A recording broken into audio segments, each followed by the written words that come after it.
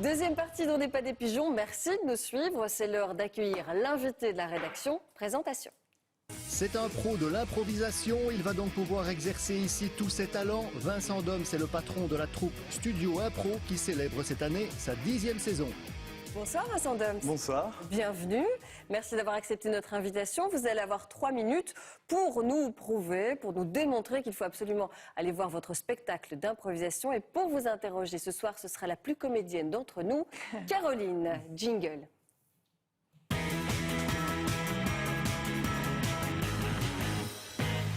Bonsoir Vincent Doms. Bonsoir. On va donc voir si on est pigeon ou pas, si on vient fêter vos 10 ans avec vous le 16 décembre au 140. Vous êtes prêts ?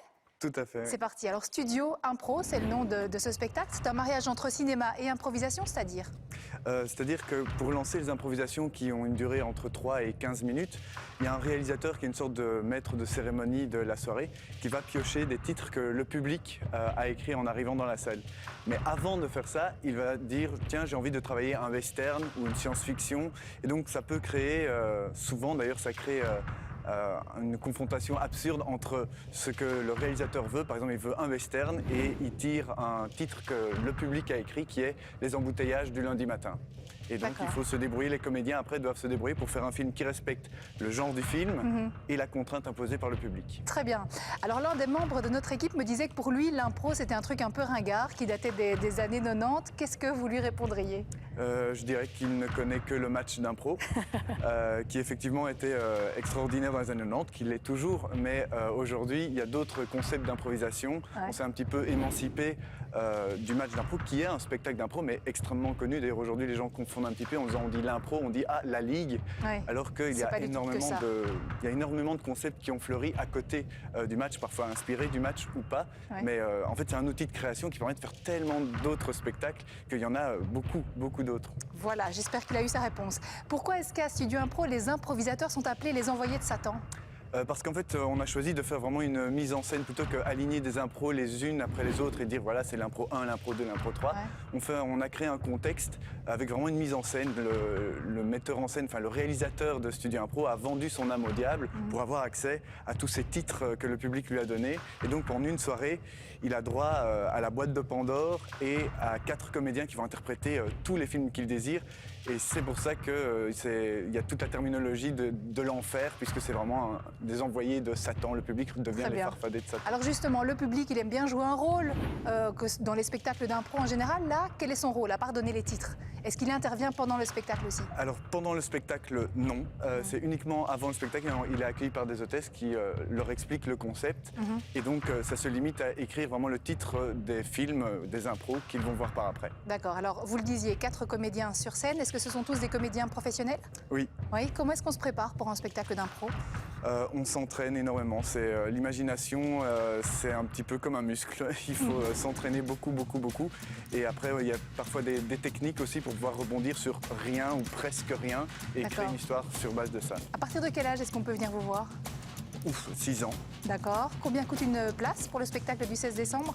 C'est 11 €, si je ne m'abuse pas. Plus cher que pour les spectacles habituels ? Non, pas du tout. Non. Pourquoi est-ce que je dois absolument venir fêter vos 10 ans avec vous ? Parce que c'est les 10 ans et qu'on a prévu plein de surprises. Eh bien, ce sera le mot de la fin. Merci, Vincent Doms. Merci à vous. Merci beaucoup Caroline. Restez avec nous Vincent Doms. Venez vous asseoir d'ailleurs autour de la table. Des réflexions Uber, par exemple. Oui, voilà, l'impro, c'est pas écrit, hein, c'est pas du Shakespeare. Mais alors, est-ce que c'est pas un peu léger comme contenu ? Disons que souvent on part sur une atmosphère qui est effectivement un peu de la parodie. Les personnages, on tire sur le gros trait. Ça, c'est évident. C'est drôle. Oui, le but est souvent de faire rire, même s'il y a des concepts aussi qui essayent de ne pas faire rire. Le nôtre, nous, c'est vraiment mettre l'humour en avant. Et je trouve que ça a au moins la qualité, on va dire, de ramener les gens, de réconcilier ceux qui sont fâchés justement avec le théâtre, qui est parfois un peu littéraire, difficile d'accès. Personnellement, je connais des gens qui ont commencé à revenir au théâtre parce qu'il y avait de l'impro et qu'ils trouvaient ça sympa, drôle, et qui par après ont aimé des comédiens et les ont suivis quand ils ont joué au théâtre. Donc voilà. Pourquoi pas ? Xavier. Il y a tellement de concepts d'impro, vous le disiez, tellement de concepts différents. Est-ce que vous parvenez encore à remplir des salles, vu la diversité de l'offre ? Eh bien, je suis content que vous me posiez la question parce que si on fête les 10 ans et qu'on est aussi fiers de fêter les 10 ans, c'est que notre spectacle est né de notre envie de créer quelque chose avec tous des gens qui étaient motivés, des comédiens professionnels. Mais on n'a jamais eu le moindre subside. On n'a pas eu 1 euro de qui que ce soit sponsor, subside, rien du tout. Et si on existe depuis 10 ans, malgré la concurrence qui est florissante, c'est parce que le public a décidé de venir, revenir. Et j'avoue que je suis toujours le premier surpris de voir que dans nos studios impro classiques qui ont lieu toute l'année... Il y a combien de personnes à peu près? C'est 120 personnes à peu près. Et on doit Bravo. réserver... Ouais, c'est bien. Sans subside, sans rien, non. Bravo, chapeau. Voilà. Combien on paie pour venir vous applaudir? C'est 11 euros ou 12 euros. J'avoue que j'ai un petit peu oublié. D'accord. C'est correct. Hein. On va improviser là-dessus aussi, peut-être, à la tête de client. Entre 11 et 12 euros. Ok, très bien. Est-ce que vous considérez que quand on va voir un spectacle d'impro, et donc on ne sait pas ce qu'on va voir, on est pigeon ou pas pigeon? Pas pigeon. Non, de pas la table. pigeon. On Là, n'est pas là, pigeon non. parce que c'est justement parce qu'on ne sait pas ce qu'on va Ah oui. voir qu'on va Voilà. le voir. D'abord, les chroniqueurs ont donné leur avis et on ira vous applaudir avec plaisir. Donc, c'est le 16 décembre à 20h30 au Théâtre 140 et ce sont les 10 ans de Studio Impro. Merci Vincent Dom. Merci à vous. À bientôt peut-être.